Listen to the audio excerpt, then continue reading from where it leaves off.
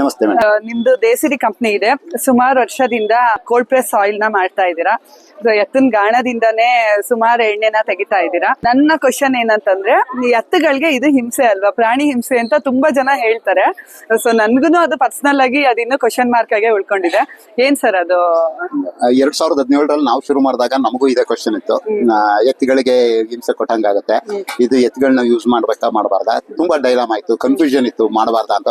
One point in time ನಾವು ಇದು ಮಾಡೋದ್ ಬೇಡ, ಸ್ಟಾಪ್ ಮಾಡ್ಬಿಡೋಣ, ಯಾಕಂದ್ರೆ ಅದು ಹಿಂಸೆ ಕೊಟ್ಟಂಗಾಗತ್ತೆ, ತುಂಬಾ ಭಾರ ಆಗ್ತಿದೀವಿ ಅನ್ಸ್ತಾ ಇದೆ, ತುಂಬಾ ಒಬ್ರು ಮೇಲ್ ಕೂತ್ಕೋತಾರೆ, ಅದನ್ನ ಎಳ್ಕೊಂಡು ಹೋಗ್ತಾ ಇದೆ ಅನ್ಸ್ತಾ ಇದೆ, ಹಿಂಸೆ ಕೊಟ್ಟಂಗಾಗತ್ತೆ ಅನ್ನೋದು ಇತ್ತು.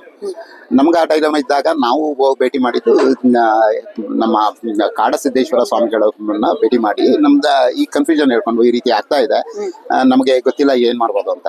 ಅವ್ರಿಗೆ ನಮಗೆ ಕ್ಲೀನ್ ಆಗಿ ಗೈಡ್ ಮಾಡಿದವ್ರು. ಅವರು ಏನ್ ಹೇಳಿದ್ರು ಅಂದ್ರೆ, ಓಕೆ ಇದನ್ನ ನೀನು ಮಾಡ್ತಾ ಇಲ್ಲ, ನೀನ್ ನಿಲ್ಸಿದ್ಯಾ, ಆ ಎತ್ತುಗಳಿಗೆ ನೆಕ್ಸ್ಟ್ ಏನು ಕೆಲಸ? ಓಕೆ, ಅದಕ್ಕೇನು ಕೆಲಸ ಇಲ್ಲ, ಬಿಕಾಸ್ ಟ್ರಾಕ್ಟರ್ ಬಂದಿದೆ, ಅಗ್ರಿಕಲ್ಚರಲ್ ಎಲ್ಲ ಆಟೋಮೇಶನ್ ಆಗಿದೆ, ಕೆಲಸ ಇಲ್ಲ, ಓಕೆ ಅದ್ ನಿಂತ್ಕೊಳುತ್ತೆ. ಅದಾದ್ಮೇಲೆ ನೆಕ್ಸ್ಟ್ ಏನು ಕೆಲಸ? ರೈತರು ಏನ್ ಮಾಡ್ತಾರೆ ಅದನ್ನ ಅಂತ? ರೈತರೇನು ಮಾಡಲ್ಲ. ಓಕೆ, ಅದಾದ್ರೆ ರೈತರು ಏನು ಮಾಡಲ್ಲ ಅಂದ್ರೆ ಅದನ್ನ ಊಟ ತಿಂಡಿ ಕೊಟ್ಟು ಯಾಕೆ ಸಾಕ್ತಾರೆ ರೈತರು? ಅಗ್ರಿಕಲ್ಚರ್ ಬಳಸಲ್ಲ, ಇದು ಮಾಡಲ್ಲ, ಏನಕ್ಕೆ ಸಾಕ್ತಾರೆ? ಅವ್ರು ಬಳಸಲ್ಲ. ಓಕೆ, ಅವಾಗ ಏನ್ ಮಾಡ್ತಾರೆ? ಅದನ್ನ ಕಸಾಯಿಖಾನೆ ಕಳಿಸ್ತಾರೆ. ಅವಾಗ ಅವ್ರು ಹೇಳಿದ್ರು, ಇವಾಗ ನಿನ್ಗೆ ಕಸಾಯಿಖಾನೆ ಕಳಿಸೋದು ಒಳ್ಳೇದ, ನೀನ್ ಯೂಸ್ ಮಾಡೋದು ಒಳ್ಳೇದ, ಎರಡರಲ್ಲಿ ಯಾವ್ದು ಬೇಕೋ ಅದನ್ನ ತೀರ್ಮಾನ ಮಾಡ್ಬೇಕು. ಆ ಒಂದು ನಿಟ್ಟಿನಲ್ಲಿ ನಮಗೆ ಥಿಂಕ್ ಮಾಡಿದಾಗ ನಮ್ಗನ್ಸಿದ್ದು ಎತ್ತುಗಳನ್ನ ಬಳಸ್ಬೇಕು. ಅವ್ರು ಇನ್ನೂ ಒಂದು ವಿಚಾರ ಹೇಳಿದ್ರು, ನಾವು ಮನುಷ್ಯರಿಗೆ ಹೇಗೆ ನಾವು ಫಿಸಿಕಲ್ ಎಕ್ಸರ್ಸೈಸ್ ಕೊಡ್ತೀವಿ, ಅದೇ ರೀತಿ ಎತ್ತುಗಳಿಗೆ ಕೆಲಸಗಳನ್ನ ಕೊಟ್ರೆ ಅದ್ರ ಲೈಫ್ ಸ್ಪ್ಯಾನ್ ಜಾಸ್ತಿ ಆಗುತ್ತೆ. ನಾವು ನಮ್ಮ ಲೈಫ್ ಸ್ಪ್ಯಾನ್, ನಮ್ಮ ಬಾಡಿಗೆ ಹೇಗೆ ಎಕ್ಸರ್ಸೈಸ್ ಮಾಡ್ತೀವಿ, ಅದೇ ರೀತಿ ಎತ್ತುಗಳಿಗೆ ಪ್ರತಿದಿನ ಕೆಲಸ ಕೊಟ್ರೆ ಅದ್ರದ್ದು ಲೈಫ್ ಸ್ಪ್ಯಾನ್ ಜಾಸ್ತಿ ಆಗುತ್ತೆ. ಅದು ಒಂದೇದು. ಅವರ ನಮ್ಮ ಗೈಡೆನ್ಸ್ ಏನ್ ನೀಡಿದ್ದವ್ರು ಅಂದ್ರೆ, ನೀವು ಮಾಡುವಾಗ ಅದಕ್ಕೆ ತೊಂದರೆ ಮಾಡ್ಬೇಡಿ. ತೊಂದರೆ ಅಂದ್ರೆ ಯಾವ ರೀತಿ ತೊಂದರೆ ಅಂದ್ರೆ, ಊಟನೇ ಕೊಡಬಾರ್ದು, ಬಟ್ ಅದನ್ನೇ ಕಂಟಿನ್ಯೂಸ್ ಒಂದು 10 ಅವರ್ 12 ಅವರ್ ದುಡ್ಸೋದು, ನೀರ್ ಕೊಡಬಾರ್ದು, ಈ ತರದ್ದು ತೊಂದರೆಗಳನ್ನ ಮಾಡ್ಬೇಡಿ. ಒಳ್ಳೆ ಊಟ ಕೊಡಿ, ಒಳ್ಳೆ ತಿಂಡಿ ಕೊಡಿ, ಒಳ್ಳೆ ಕೆಲಸ ಕೊಡಿ, ಅದನ್ನ ಹೆಲ್ದಿಯಾಗೂ ಇಟ್ಕೊಂಡಾಗ ಆಗುತ್ತೆ. ಅದನ್ನ ನಿಮ್ನ ಸಾಕತ್ತೆ, ನೀವು ಅದನ್ನ ಸಾಕ್ತಿಲ್ಲ. ನಾವೊಂದು ಉದ್ದೇಶ ಹೇಳ್ದಾಗ್ಲಿಂದಾನೇ ನಾವು ಎತ್ತಿನ ಗಾಣದಲ್ಲೇ ಕಂಟಿನ್ಯೂ ಮಾಡ್ಬೇಕು ಅನ್ನೋ ಒಂದು ಉದ್ದೇಶದಿಂದ ಎತ್ತಿನ ಗಾಣನೇ ಶುರು ಮಾಡಿದ್ದು. ಇವತ್ತಿಗೆ ನಾವು ತಂದಿರೋದು ನಮ್ಮ ಹತ್ರ ಒಂದು 50 ಎತ್ತುಗಳಿದೆ. ಇವಾಗ 50 ಎತ್ತುಗಳಲ್ಲಿ ಒಂದು 35ರಿಂದ 40 ಎತ್ತುಗಳು ಕಸಾಯಿಖಾನೆಗೆ ಹೋಗಿ ಉಳಿಸ್ಕೊಂಡ್ ಬಂದಿರೋಂತ ಗೋಶಾಲೆಗಳಲ್ಲಿ ಹುಡುಕಿ ತಂದಂತ ಎತ್ತುಗಳು.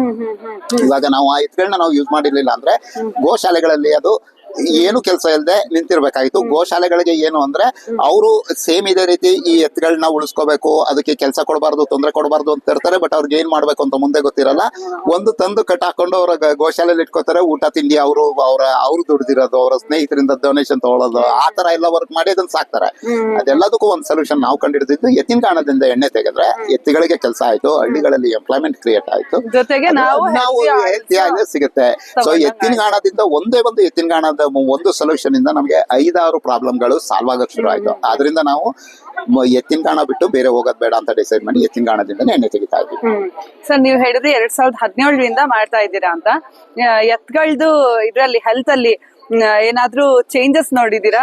ಖಂಡಿತವಾಗಿ ನಾವು ಮೇ ಬಿ ಇದು ಮುಗಿದ ಮೇಲೆ ನಿಮ್ಗೆ ತೋರಿಸ್ತೀನಿ. ನಮ್ಮ ಹತ್ರ ಎತ್ತುಗಳು ತಂದಾಗ ಹೇಗಿತ್ತು, ತಂದ್ಮೇಲೆ ಹೇಗಿದೆ ಅಂತ ನೋಡ್ತಿರ್ಬೋದು ನೀವು. ಎತ್ತುಗಳು ನಾವು ತಂದಾಗ ಯಾವ ರೀತಿ ಇತ್ತು, ದೇಸಿಯಿಂದ ಬಂದಿರಂತ ಎತ್ತುಗಳು ನಾವು ತಂದಾಗ ಯಾವ ರೀತಿ ಇತ್ತು, ತಂದು ಸಾಕದ್ಮೇಲೆ ಯಾವ ರೀತಿ ಆಗಿದೆ, ಎಷ್ಟು ಬಳಕಲಾಗಿದೆ ಎತ್ತುಗಳು. ಅದು ನಾವು ಒಳ್ಳೆ ಊಟ ತಿಂಡಿ ಕೆಲಸ ಕೊಟ್ಟಾಗ ಅದ್ರದ್ದು ಹೇಗೆ ಚೆನ್ನಾಗಿ ಇರುತ್ತೆ ಅಂತ. ಈ ಎತ್ತು ನೋಡಿ ಎಷ್ಟು ಕಷ್ಟ ಇತ್ತು ಅದು ನಾವು ತಂದಾಗ, ಈಗ ಎಷ್ಟು ಚೆನ್ನಾಗಿದೆ. ಸೊ ಈ ರೀತಿ ನಮ್ಮ ಹತ್ರ ಒಂದು 35-40 ಎತ್ತುಗಳಿದೆ. 2 ಇನ್ಫಾರ್ಮೇಶನ್ ಇದೆ. ಫೋಟೋಗಳು ತಗೊಂಡಿದೀವಿ, ನಮ್ಮ ಹತ್ರ ತಂದಾಗ ಯಾವ ರೀತಿ ಇತ್ತು ಎತ್ತುಗಳು, ಈಗ ತಂದ್ಮೇಲೆ ಯಾವ ರೀತಿ ಇದೆ ಅಂತ. ಕ್ಲೀನ್ ಆಗಿ ಊಟ ತಿಂಡಿ ಕೊಟ್ರೆ ನಮ್ಮ ಹತ್ರ ಬಂದಿರೋ ಎತ್ತುಗಳು ಇನ್ನೂ ಕೆಲಸ ಮಾಡ್ತಾ ಇದೆ 8-10 ವರ್ಷದಿಂದ. ಅಂದ್ರೆ ಅದು ಬಂದಾಗ ಅದಕ್ಕೆ ಎಷ್ಟು ವರ್ಷ ಆಗಿತ್ತು ಅಂತ ನಮಗೂ ಗೊತ್ತಿಲ್ಲ. ಅದು 10 ವರ್ಷ ಆಗಿತ್ತೋ, 5 ವರ್ಷ ಆಗಿತ್ತೋ, 3 ವರ್ಷ ಆಗಿತ್ತೋ ಗೊತ್ತಿಲ್ಲ. ನಾವು ಗೋಶಾಲೆ ತಂದಿದ್ದು ಅಂತ ಗೊತ್ತಿತ್ತು ಅಷ್ಟೇ. ಬಟ್ ಇನ್ನೂ ಚೆನ್ನಾಗಿ ಕೆಲಸ ಮಾಡ್ತಾ ಇದೆ. ಸೊ ಅವ್ರ ಲೈಫ್ ಹೆಂಗೆ ಜಿಮ್ಗೆ ಅದು ಇದು ಹೋಗ್ತಿವೋ ಹಂಗೆ ಇದಕ್ಕೂ ಬಾಡಿ ಎಕ್ಸರ್ಸೈಸ್ ಆದ್ರೆ ಅದು ಫಿಸಿಕಲ್ ಆಗಿ ಚೆನ್ನಾಗಿರುತ್ತೆ. ಜೊತೆಗೆ ನೀವು ಒಳ್ಳೆ ಫುಡ್ ಕೊಟ್ಟು ಮಾಡ್ತಾ ಇದ್ದೀರಾ, ಅಲ್ಲಿಗೆ ಎಲ್ಲದಕ್ಕೂ ಬೆನಿಫಿಟ್ ಆಯ್ತು. ಇದೊಂದು ಡೌಟ್ ನಂಗೆ ತುಂಬಾ ದಿನದಿಂದ ಇತ್ತು. ಖಂಡಿತವಾಗಿ ನಿಮ್ಗೆಲ್ಲ ನೀವೇ ನಾನು ಹೇಳ್ದಾಗೆ ಮೊದ್ಲು ಈ ಡೌಟ್ ನಮಗೆ ಇತ್ತು. ಮೊದ್ಲು ನಮ್ ಡೌಟ್ ನಮ್ಗೆ ಯಾರೋ ತಿಳಿದವ್ರಂತವ್ರು ತಿಳಿಸ್ಕೊಟ್ಟಿದ್ರಿಂದ ನಾವು ಇದನ್ನ ಸಾಲ್ವ್ ಮಾಡ್ಕೊಳಕಾಯ್ತು. ಅದರ್ವೈಸ್ ನಮಗೆ ತುಂಬಾ ಕನ್ಫ್ಯೂಷನ್ ಇತ್ತು, ಇದು ಮಾಡೋದ್ ಬೇಡ ಅಂತ. 1 ಪಾಯಿಂಟ್ ಇನ್ ಟೈಮ್ ನಾವು ಮಾಡೋದ್ ಬೇಡ ಅನ್ನೋದೇ ಥಾಟ್ ಪ್ರೋಸೆಸ್ ಇತ್ತು, ಯಾಕಂದ್ರೆ ತುಂಬಾ ಹಿಂಸೆ ಕೊಡ್ತಿದೀವಿ ಅನ್ಸ್ತಾ ಇತ್ತು ಅಂತ.